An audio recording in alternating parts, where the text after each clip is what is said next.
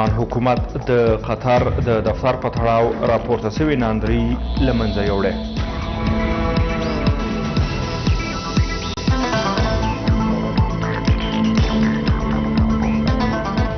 د افغانستان حکومت مکلفیت لري چې هر ډول تحمل د ننګرهار د وضعیت په تړاو چوپ حکومت ته خبرداری ورکړل شو.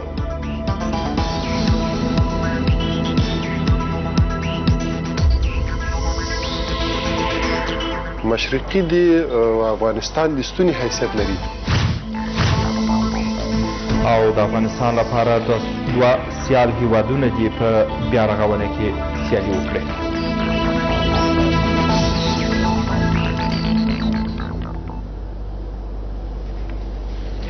دا هم پوره خبرونه. په قطر کې د طالبانو سیاسي دفتر به نه تړل کیږي. افغان حکومت وایي که طالبان سوله وغواړي چمتو دي چې د سولې خبرو لپاره د قطر د دفتر ترڅنګ دوی ته نور سهولتونه هم برابر کړي.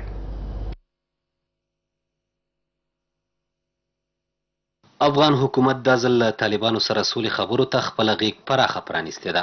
افغان حکومت چمتووالی ښیي که طالبان د سولې مذاکراتو لپاره په کور دننه او بهر دفتر او امکاناتو ته اړتیا ولري او ویې غواړي ورته برابروي. نه په قطر کې نه په هر هیواد کې چې طالبان وغواړي د سولې د مذاکراتو د شروع کېدو لپاره یو نمایندګي ته ضرورت ولري، تسهیلات ته ضرورت ولري، امکاناتو ته ضرورت ولري، که هغه په داخل د افغانستان کې وي، که هغه د افغانستان بیرون وي، په دوحه کې وي، په هر ځای کې چې وي، د قطر دفتر وي، د سولې د مذاکراتو د شروع کېدو او د سولې د باب د خلاصېدو لپاره د دفتر ترڅنګ ټول امکانات چې لوازم وي او د سولې لپاره د لومړني وسایلو په توګه کاریږي. د افغانستان حکومت په دې اړوند باندې مکمل آمادګي لري. اکرم خپلواک له شمشاد سره په ځانګړو خبرو کې ویل حکومت د سولې خبرو لپاره هیڅ ډول شرط نه لري او که طالبان څه شرطونه لري نو باید وړاندې کړي چې اقدام پرې وشي. د افغانستان حکومت د سولې د شروع کېدو لپاره هیڅ ډول پیش شرط نه لري، بلکې هر ډول شرایط چې طالبانو ته د سولې د راتګ لپاره او د مذاکراتو د شروع کېدو لپاره اسانتیا وي مهرباني دې وکړي هغه دې وړاندې کړي چې موږ اقدام پرې وکړو. د ولسمشر سلاکار او د سولې د عالي شورا د دارالانشا رئیس هغه خبره هم رد کړه چې ګنې د طالبانو د قطر دفتر د تړل کېدو تصمیم نیول شوی دی. خپلواک وایي د سولې د ټینګښت لپاره هر ډول زغم لري او چمتو دي چې هر څه وزغمي. د افغانستان حکومت مکلفیت لري چې هر ډول تحمل، هر ډول بردبرداري او هر ډول زغم وکړي تر څو پورې چې وسلوال مخالفین د سولې مذاکرات ته راولي. که څه هم خپلواکي په مشخص ډول یادونه نه کوي، خو وايي طالبان د قطر سربیره په یو شمېر نورو هیوادونو کې هم استازي لري او دوی چمتو دي چې د سولې خبرو لپاره ورسره کینی. د ځینو غربي رسنیو د هغه ریپورت په خبرګون کې چې ګنې افغان حکومت د طالبانو د قطر دفتر د تړل کېدو تصمیم نیولی، طالبانو اعلامیه خپره کړه چې حکومت د سولې لپاره اراده نه لري او که د قطر دفتر پر تړل کېدو اقدام وکړي نو په افغانستان کې به د جګړې مسؤلیت د افغان حکومت او بهرنیانو پر غاړه وي. خو اوس حکومت ورته د سولې غیږ پرانیستي. معلومه به شي چې کوم لوری د سولې اراده نه لري او طالبان به د سولې خبرو ته کینی او که نه. افغانستان او پاکستان حکومتونو ته پکار ده چې د ګډې همکارۍ لپاره له منځه تللي باور ورغوي. پاکستان چې اوس له نړیوالو فشارونو سره مخ دی او ژر راضي کېدای سي، شنونکي وایي افغان حکومت هم باید له پاکستان سره د باور جوړولو لپاره ګام واخلي. ملي دفاع وزارت هیله مندي ښیي چې افغانستان ته به د پاکستان د پوځ مشر له سفر سره په ژمنو د وفا لړۍ پیل سي. افغانستان ته د امریکا د دفاع وزیر او ناټو سرمنشي تر سفر وروسته د پاکستان د پوځ مشر د یکشنبې په ورځ کابل ته راځي. د افغانستان د اوسني حکومت اړیکې له پاکستان سره ترنګلې دي او د باور فضا له منځه تللې. اوس چې د افغانستان د ثبات کیلي له پاکستان سره ده، ټینګار دا دی چې د ګډو همکاریو لپاره له باور پرته بله لار نشته او افغان حکومت ته هم پکار ده چې د باور جوړېدو لپاره پاکستان ته لاس وړاندې کړي. بله چاره هم نشته بدون له دې څخه چې یو قدم د اعتماد د جوړولو لپاره واخیستل شي. زه فکر کوم چې اوس شرایط بدل شوي دي. پاکستان نور په هماغه پخواني سیاست باندې ادامه نشي ورکولی ځکه د دنیا لخوا له تحجر سره مخامخ دی. افغانستان ته پکار ده چې اعتماد جوړولو د دوباره اعتماد جوړولو لپاره یو قدم مخکې ور واخلي. د پاکستان لوی درستیز په داسې حال کې افغانستان ته سفر کوي چې تازه امریکا، افغانستان او یو شمېر نورو هیوادونو په یو ځای د افغانستان د ناامنیو لامل پاکستان ګڼلی. د ملي دفاع وزارت د پاکستان د لوی درستیز سفر هغه وخت ګټور ګڼي چې په ژمنو وفا وکړي او خوشبیني ښیي چې دا ځل به پاکستان همکاري وکړي. کله چې د هغوی لوی درستیز دلته راځي دا موږ یو نیک ګام ګڼو، مګر مسله دا ده کله چې کومې فیصلې کیږي پاکستان ورباندې عمل وکړي په هغه صورت کې د دې نه ښه نتیجه لاسته راځي. زما هیله دا ده چې دا ځل د پاکستان لوی درستیز چې دلته راځي هغه فیصلې چې کوي هغه پاکستان په عمل کې پلي کړي. اوس چې په سیمه ییزه او نړیواله کچه سیاستونو بدلون کړی د پاکستان په وړاندې د نړیوالو دریځ سخت شوی، همدا لامل دی چې پاکستان څخه د سیاستونو د بدلون تمه کیږي. یو تحلیل دا دی چې د افغانستان او پاکستان د باورونو رامنځته کېدو کلي له پاکستان سره ده. د باور د رامنځته کېدو دلایل د پاکستانیانو سره دي. که دوی په خپل موقف او موضوعګرۍ کې بدلون راولي نو طبیعي خبره ده چې نړۍ به په باور وکړي. تازه د امریکا لوی درستیز جوزف ډانفورد ویلي افغانستان کې د امریکا ستراتیژي تر هغه وخت ناکامه ده چې پاکستان کې د ترهګرو ډلو روزنځایونه له منځه وړل شوي نه وي. اوس چې خبره د افغانستان او پاکستان د باور ده، ترکیه او چین د پاکستان په وړاندیز هڅې پیل کړي چې له افغانستان سره یې اړیکې ورغوي. افغانستان په اړیکو کې خپلواک دی او هیڅ هیواد سره په اړیکو کې محدودیت نه لري. اجرایي رئیس عبدالله له افغانستان سره په زده کړو، روغتیا، انرژي، ظرفیت لوړولو او ګواښونو مخنیوي کې د هند مرستو ته په اشاره ویلي کابل به هیڅکله د یو هیواد د خوښۍ لپاره د بل هیواد مرستې او دوستي رد نه کړي. پاکستان تل له نوې ډیلي سره د کابل په نږدې کېدو حساسیت ښودلی. دا حساسیت تر دې کچې ده چې اسلام آباد ډیر کله له کابل غوښتي چې له هند سره په اړیکو کې د پاکستان مشورې او خوښې ته وګوري. د حکومت اجرایي رئیس نوې ډیلي ته د سفر لړ کې افغانستان په بهرني سیاست کې خپلواک او له ټولو هیوادونو سره پر ملي ګټو ولاړو اړیکو غوښتونکی هیواد ګڼلی. عبدالله د هند په یو څیړنیز مرکز کې د افغانستان او د هند اړیکو او د پاکستان د حساسیت په تړاو د پوښتنې په ځواب کې ویلي هغه هیواد چې د زده کړو، انرژۍ، ظرفیت جوړونې، روغتیا او ښه ژوند په برخه کې مرستې کوي، د ګواښونو مخنیوي کې له تاسو سره ودرېږي او د ملګرتیا لاس درکوي، تاسو دا ملګرتیا ردوئ؟ اجرایي رئیس وایي افغانستان له ټولو ګاونډیو سره ښې او پر متقابل احترام ولاړې اړیکې غواړي او د هند د مرستو په بدل کې له پاکستان سره هم اړیکې او دوستي نه پرې کوي. Had India come to Afghanistan or to say that we will build you this clinic, کچېرې هند افغانستان ته راځي او موږ ته وایي چې تاسو ته کلینیک جوړوو، تاسو له پاکستان سره ملګرتیا بنده کړئ، دا ناممکنه ده. یا هند افغانانو ته ښوونځي جوړوي، موږ یې بدل کې له پاکستان سره ملګرتیا او اړیکې نه پرېږدو. عبدالله افغانستان کې د برېښنا او ترانسپورت پروژو کې د هندي کمپنیو کار ته په اشاره ویلي کابل نوې ډیلي سره د اقتصادي اړیکو محدودیت نه لري او هندي پانګوالې افغان خاوره کې پانګونې ته رابللي. د هند حکومت او سوداګرو افغانستان کې د امنیت او زیربنا نشتوالی ننګونې بللي، خو ژمنه یې کړې چې له افغانانو سره به په ځان بسیاینې کې همکاري وکړي. اوس هم د کابل پر مهال د ماخوستن د لمانځه اذان.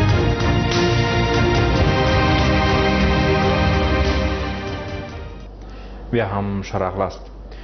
د ټاکنو کمیسیون له حکومت غواړي چې د حوزوي ټاکنو په تړاو دوی ته د رد او تایید پریکړه ورولېږي. د ټاکنو کمیسیون د مدني بنسټونو هغه راپورونه رد کړل چې ګڼې دغه طرحه د حکومت له لوري رد شوې ده.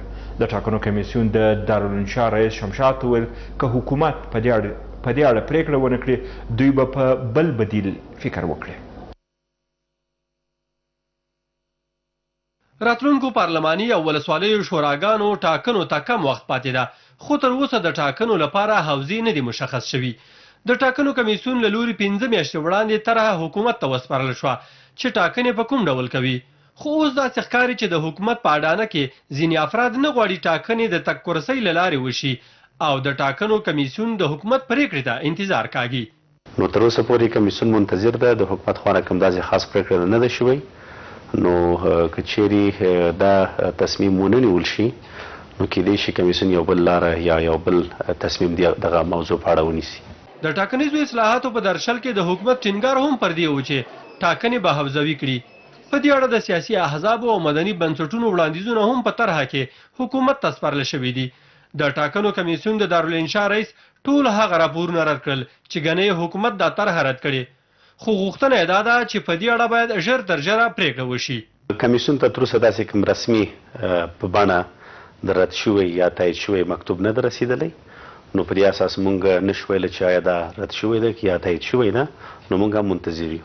تر اوسه پورې د ټاکنو تر سره کېدو لپاره کوم داسې اقدام نه دی شوی چې وښیي ټاکنې به په ټاکلې نیټه یعنې د چنګاښ په 14مه تر سره کېږي، خو د ملي شورا غړو ته ولسمشر په باور سره ویلي چې ټاکنې حتمي دي او په ټاکلې نیټه به وشي.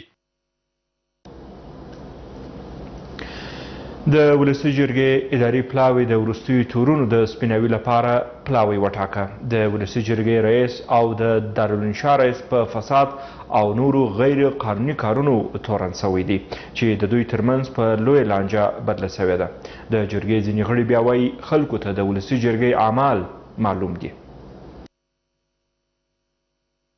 د ولسي جرګې په تالار کې اوس ډیر تمرکز د دوی ترمنځ په سپیناوي ورټول دی، ځکه مشران یې پر یو بل تورونه پورې کړي چې فساد او سرغړونې کړي. د جرګې رئیس او د دارالانشا رئیس د لومړي مرستیال لخوا په فساد او غیر قانوني کارونو تورن شوي چې ادعا کوونکی په خپله خبره ولاړ، خو دواړه رئیسان بیا ځان سپین ګڼي.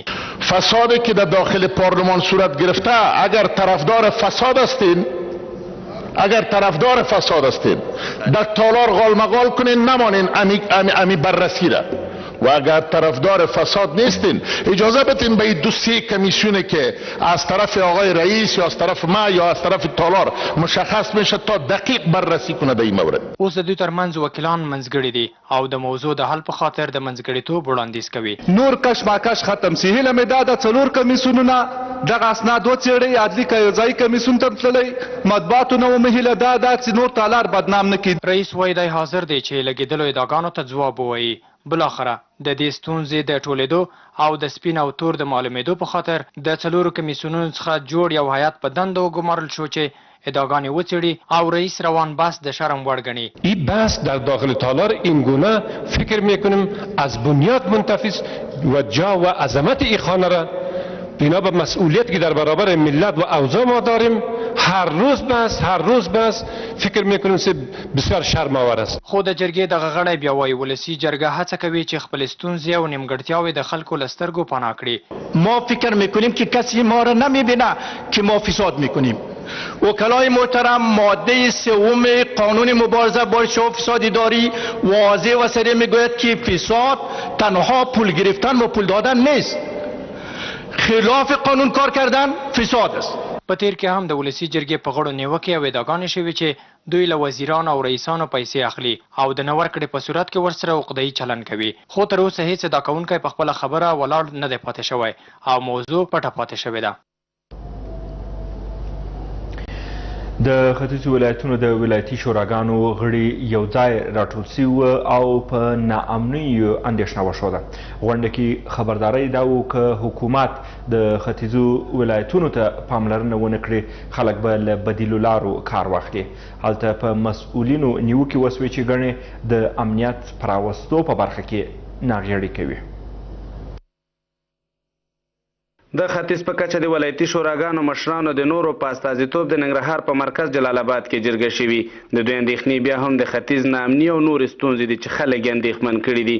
د کونړ او لغمان ولایتي شوراګانو مشران وایي د داعش په تړاو له لومړي سره ختیځوالو غږ پورته کړی، خو اړونده چارواکو یې غږ نه دی اورېدلی. د دوی په باور په ننګرهار کې د داعش حضور افغان حکومت جدي ونه باله چې له امله یې ټول ختیځ اوس نام نه بلل کیږي. دوی د ختیځ د وضعیت کابو کولو لپاره له مرکزي حکومت غوښتنې لري.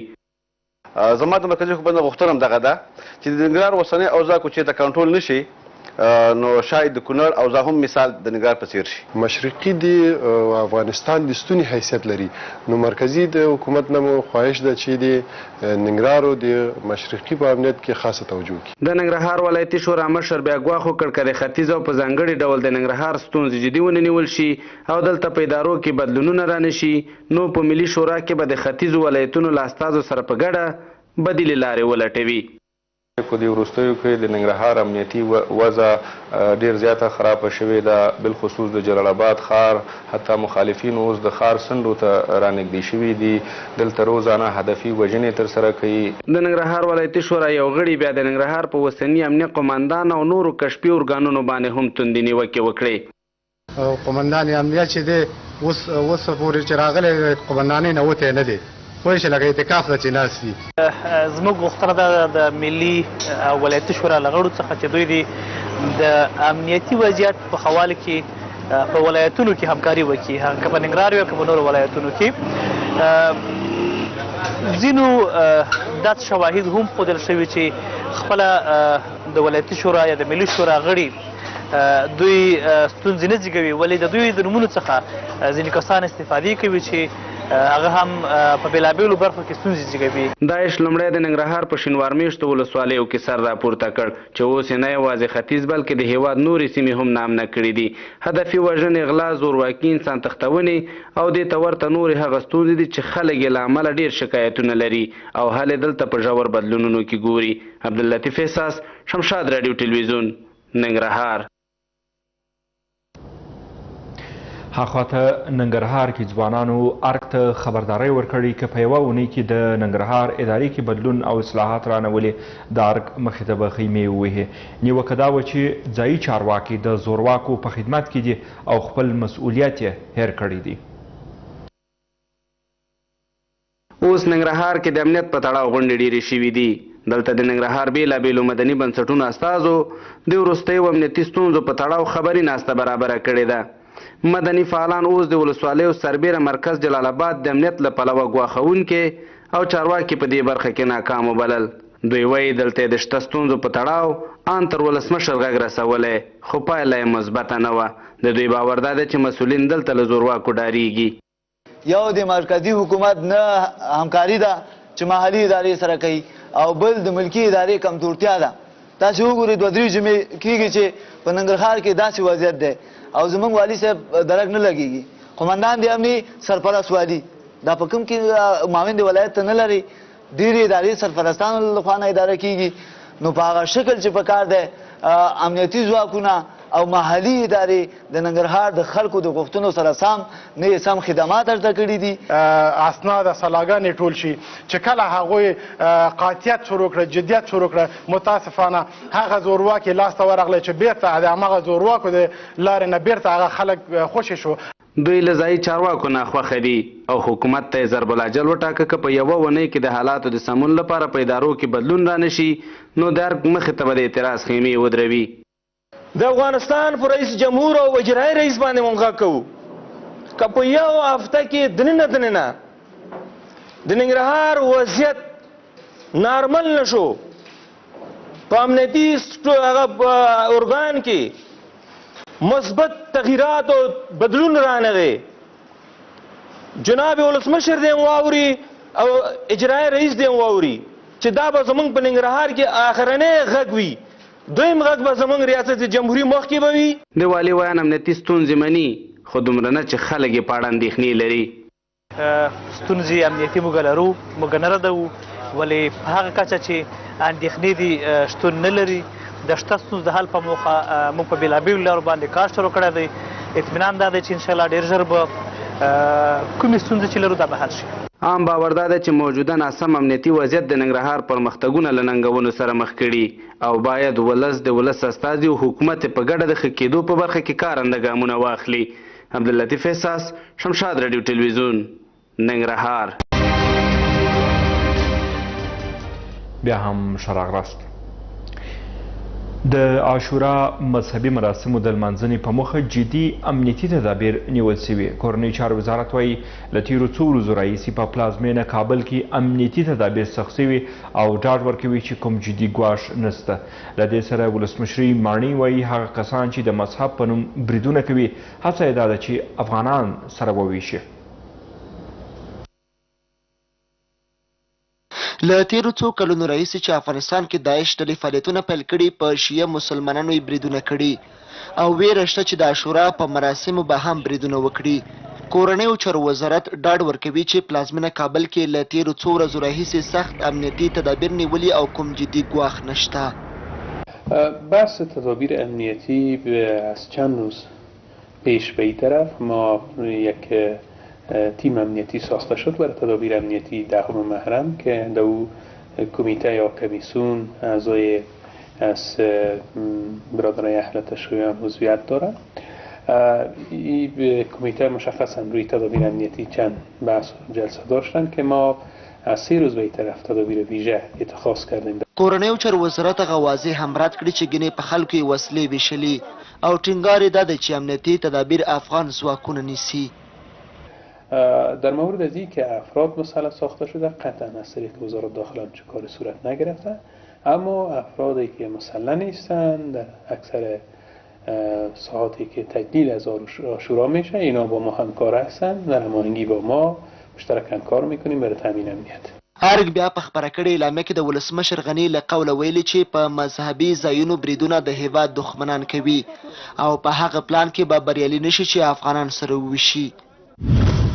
افغانستان کې د مذهبونو ترمنځ یووالی نړۍ کې ساری نه لري او ترهګر باید په دې وپوهیږي او هڅه دې نه کوي چې د مذهبونو په نوم افغانان سره وویشي.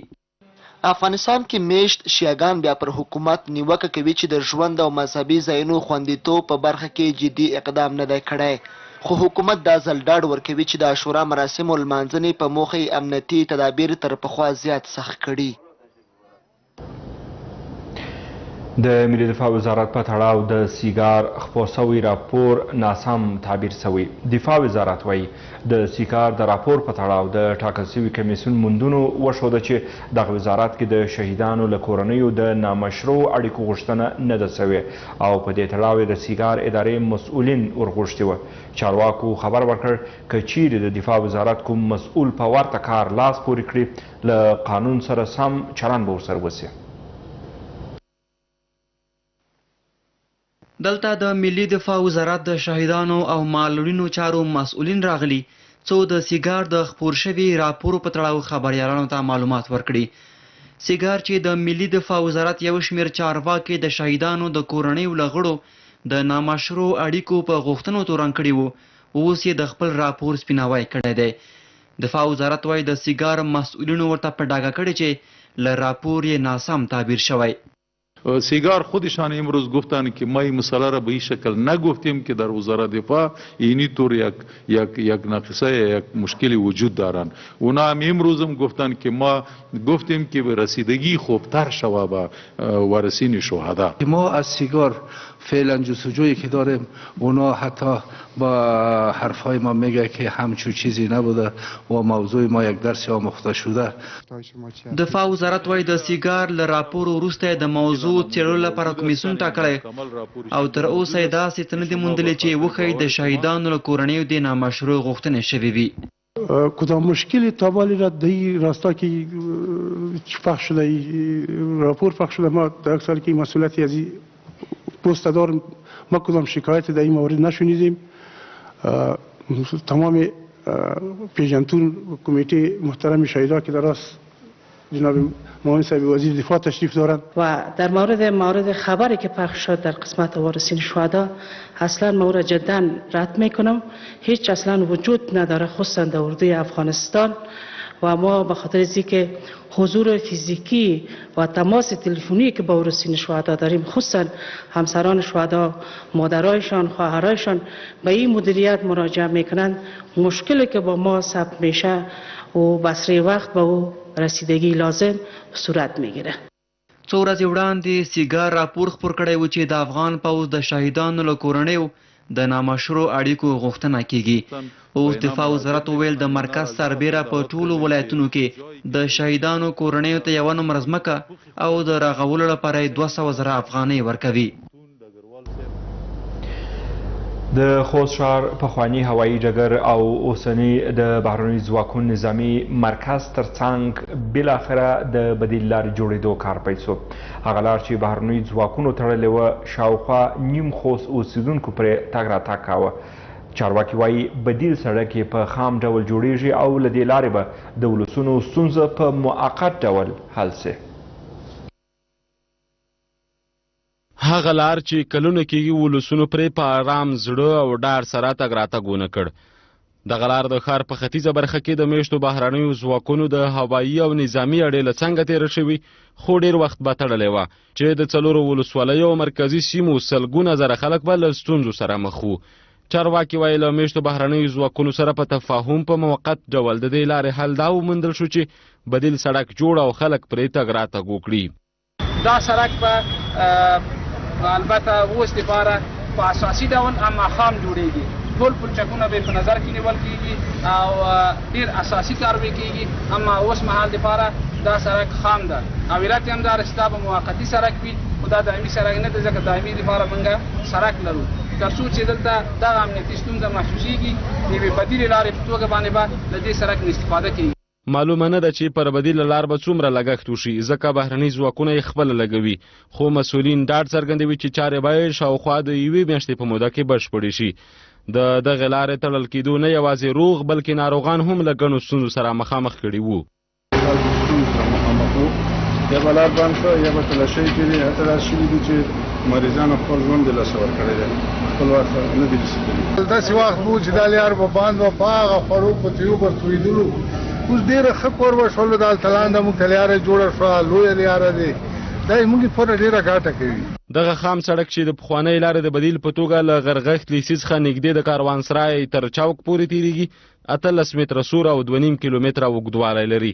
پر دغه لار د خوست، علیشیر او تریزیو، یعقوبیو او صبریو، باک او زازي میدان ولسوالیو او هم د مرکزي سیمو اوسیدونکي تګ راتګ کوي. رحیم ګل نایل، شمشاد راډیو ټلویزیون، خوست. شمال کې د 209 شاهین قلي اردو عملیاتي مسؤلین وایي چې په دې وروستیو کې افغان هوایي ځواک پیاوړی شوی چې له امله یې د شمال 9 ولایتونو کې وسلوالو مخالفینو ته درانه تلفات اوښتي. دوی وایي دا همګړی په شمال کې 15 پلان شوي عملیات روان دي چې په پای ته رسېدو به یې امنیتي وضعیت کې ښه والی راسي.